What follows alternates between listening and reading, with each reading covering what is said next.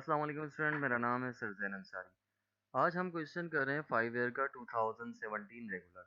Okay, सबसे पहले student जैसा मैंने आपको गाइड किया है, नेम ऑफ कंपनी आता है जो कि हमारे पास 2017 का क्वेश्चन नंबर 4B जो है उसमें है इब्राहिम एंड कंपनी। ओके, उसके बाद बैंक रिकंसिलेशन की हेडिंग आएगी, फिर उसके बाद student for the period ended. जब भी हमारा पीरियड एंड हो रहा है तो वो यहाँ पे मेंशन कर देंगे।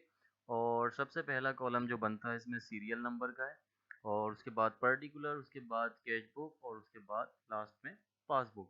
कैश बुक में सारी कैश की ट्रांजेक्शन, कंपनी की ट्रांजेक्शन्स आती हैं जो कंपनी से रिलेट करती हैं।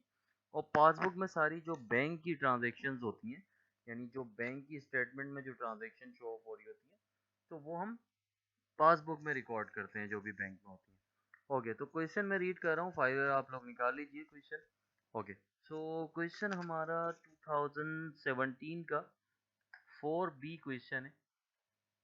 ओके, तो स्टूडेंट सबसे पहले इसमें देखें हमें अनएडजस्टेड बैलेंस गिवन है। क्वेश्चन रीड कर रहा हूँ मैं, आप काइंडली देख लीजिए। क्वेश्चन हमारा, Ibrahim cash book as on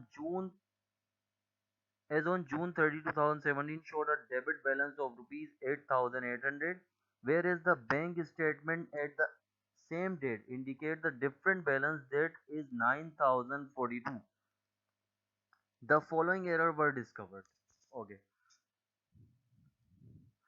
तो सबसे पहले इसमें हमें अनएडजस्टेड बैलेंस जो गिवन है, कैश बुक का बैलेंस है 8,800 और पासबुक का बैलेंस है हमारा 9,042।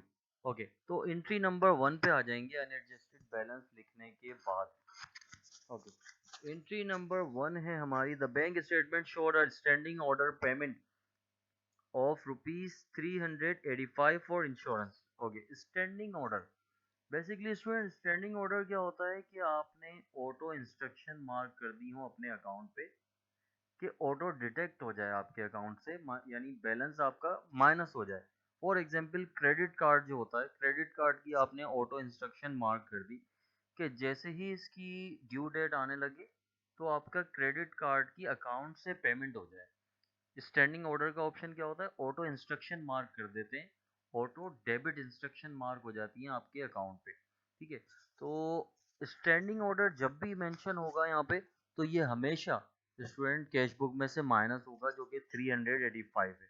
ओके, 8,800 में से माइनस किया हमने 385, तो ये आ गया 8,415। ये टोटल बैलेंसेस लिखे हुए हैं, जो भी ब्लू कलर से मैंने मेंशन किया वो टोटल, यानी हर ट्रांजैक्शन के बाद आपको उसकी कैलकुलेशन में यहाँ पे शो ऑफ करनी है, ज़रूरी है। ओके, एंट्री नंबर 2 में स्टूडेंट हमारे पास एंट्री नंबर 2 है, Huzaifa had paid a sum of rupees 577 direct to the business account. Okay, हमारी कंपनी कौन सी है, इब्राहिम एंड कंपनी, और हुज़ैफा हैड पेड, हुज़ैफा ने पे किया। तो हुज़ैफा हमारा कौन होगा स्टूडेंट, कस्टमर। ठीक है, कस्टमर ने क्या किया, 577 direct to the business account, मतलब उसने अपने बिजनेस से डायरेक्टली हमें पेमेंट कर दी। तो ये स्टूडेंट थोड़ा सा ट्रिकी है, यहाँ पे आपको थोड़ा सा उसने डॉज दिए एंट्री में। तो हम यहाँ पे क्या करेंगे, ये डायरेक्ट डिपॉजिट बाय कस्टमर है, और डायरेक्ट डिपॉजिट आपको पता है कि हमेशा कहाँ ऐड होता है स्टूडेंट, बिल्कुल हमेशा स्टूडेंट ऐड होगा हमारा डायरेक्ट डिपॉजिट 577, जो कि अमाउंट है ये कैश बुक में ऐड होगा direct deposit. Okay, entry number हमारे पास 3 है, cheque number 526545 of rupees 640 was unpresented. Unpresented cheque क्या होता है कि कंपनी के अकाउंटेंट ने चेक तो इशू कर दिया, अब ये बात बैंक को थोड़ी पता कि आपने फॉर एग्जांपल सैलरीज पे ऑफ की हैं कंपनी के अकाउंटेंट ने। जब कंपनी के अकाउंटेंट ने दो स्टेटमेंट देखी तो उसने कहा कि अनप्रेजेंट, मतलब चेक हमारे अभी तक जो एम्प्लॉयज को सैलरी हमने दी है, पे ऑफ की है, वो पे ऑफ ही नहीं की, मतलब बैंक ने प्रेजेंट ही नहीं हुआ वो चेक। तो अनप्रेजेंटेड चेक हमेशा माइनस होता है बैंक स्टेटमेंट में से, मतलब पासबुक में से।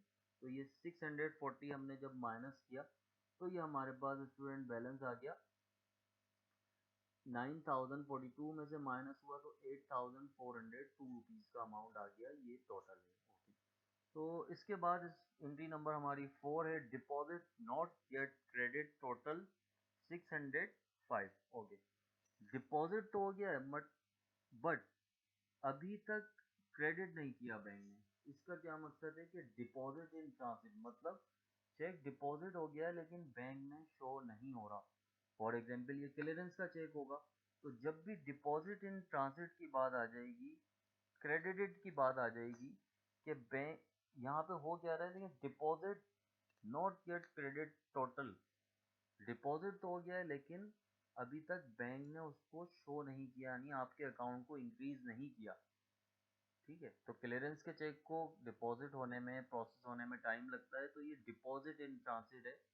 ठीक है, डिपॉजिट इन ट्रांसिट हमेशा ऐड होगा स्टूडेंट पासबुक में। 605 रुपीज से जब हमने ऐड किया तो ये 9007 रुपीज आ गए। ओके, इसी तरह से एंट्री नंबर हमारी 5 है। A cheque of rupees 654 receive from a customer was deposited in the bank but shown in the bank statement 454। Okay, अब यहाँ पे हम ये देखेंगे कि चेक पेमेंट हो रही है या रिसीविंग हो रही है। ठीक है, तो दोबारा रीड करते हैं स्टूडेंट। एंट्री है हमारी, a cheque of rupees 654 receive from a customer. Customer से चेक रिसीव हुआ कहाँ पे, बैंक में। Was deposited into the bank but shown in the bank statement 554। तो 654 हमने रिसीव किया है, लेकिन बैंक ने उसको क्या किया, 654 रिसीव किया एक्चुअल अमाउंट, और बैंक ने उसको क्रेडिट कर दिया हमारे पास 454। तो ये स्टूडेंट एरर है, इसमें दो अमाउंट गिवन है और ऊपर वाली अमाउंट इसमें हमेशा सही होती है और नीचे वाली हमेशा गलत। कुछ जो केसेस होते हैं उसमें थोड़ा सा घुमाता है स्टूडेंट को, थोड़ा सा ट्रिकी दे देता है, तो उसमें नीचे वाली अमाउंट भी सही हो सकती है। ठीक है, हमें फोकस करना है कि एक्चुअल रिसीविंग या पेमेंट कितनी हुई है। तो वो क्वेश्चन में मेंशन कर रहा है कि चेक ऑफ रुपीज 654 रिसीव्ड हुआ है। ओके, जब इन दोनों का डिफरेंस निकाला हमने, 654 में से हमने माइनस किया स्टूडेंट 454, तो इन दोनों का जो डिफरेंस आया वो हमारे पास 200 आया। अब 200 क्या करेंगे हम, एड अप करेंगे बैंक में, और यहाँ पे हेड ऑफ अकाउंट मेंशन करेंगे। एक under statement is record by the bank at the time of deposit. मतलब क्या कि डिपॉजिट करते वक्त बैंक ने उसको कम रिकॉर्ड किया था। ठीक है, एक्चुअल चेक तो था 654 का, लेकिन हमने रिकॉर्ड किया 454। तो इन दोनों का जब डिफरेंस निकाला तो 200 आया। 200 हमने क्या कर दिया, बैंक में ऐड कर दिया, मतलब पासबुक में। ओके, तो ये हमारे पास जब ऐड किया तो 9207 रुपीज का अमाउंट आ गया। ओके, इसी तरह से नंबर 6 एंट्री पे आ जाएंगे।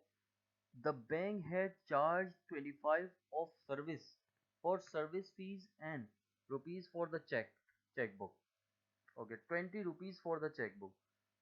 25 रुपीज हमारे जो चार्ज हुए हैं स्टूडेंट वो सर्विस चार्जेस हैं, और 20 रुपये 20 रुपीज जो चार्ज हुए हैं वो चेकबुक चार्जेस हैं। ठीक है, तो क्या हुआ कि जितने भी एक्स वाई जेड चार्जेस होंगे या डेबिटेड होंगे वो हमेशा कैश बुक में से ही लेस होंगे। तो इसमें हमने एक ही एंट्री में दो एंट्री आ रही थी, इसलिए हमने 6A 6B करके मेंशन कर दिया। सबसे पहले जो हमें सर्विस चार्जेस थे वो सर्विस चार्जेस मेंशन किए 25, उसके बाद लेस किया हमने 6B में, less chequebook charges 20 rupees less कर दिए। तो ये हमारे पास आ गया एडअप होके माइनस होके 8947।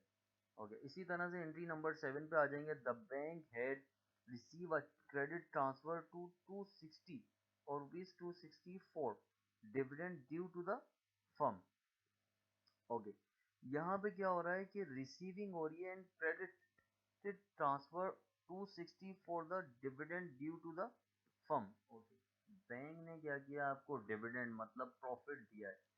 डिविडेंड की जब भी बात आ जाएगी स्टूडेंट, तो हमारे पास हमेशा डिविडेंड हो या क्रेडिटेड बोले बैंक, तो वो हमेशा ऐड अप कहाँ करेंगे, हम कैश बुक में ऐड करेंगे। 260 जब हमने ऐड किया तो ये हमारे पास आ गया 9207।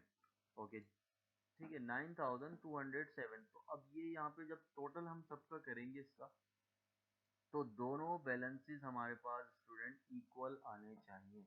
जब बैलेंस किया हमने तो ये अनएडजस्ट, ऊपर अनएडजस्टेड बैलेंस था, ये हमारे पास एडजस्टेड बैलेंस है, तो एडजस्टेड बैलेंस हमारा इक्वल हो गया 9207 और पासबुक का भी आ गया 9207। ठीक है, तो ये क्वेश्चन हमारा सॉल्व हो गया। और इनकेस अगर आपको कभी कोई प्रॉब्लम हो तो आप कमेंट्स में भी मेंशन कर सकते हैं, और मेरा नंबर मेंशन है यहाँ पे, आप मुझसे कांटेक्ट भी कर सकते हैं व्हाट्सएप पे। तो अपना ख्याल रखिएगा। अस्सलाम वालेकुम। अब इसके बाद हम जो क्वेश्चन करेंगे स्टूडेंट, वो 2017 का प्राइवेट, ठीक है।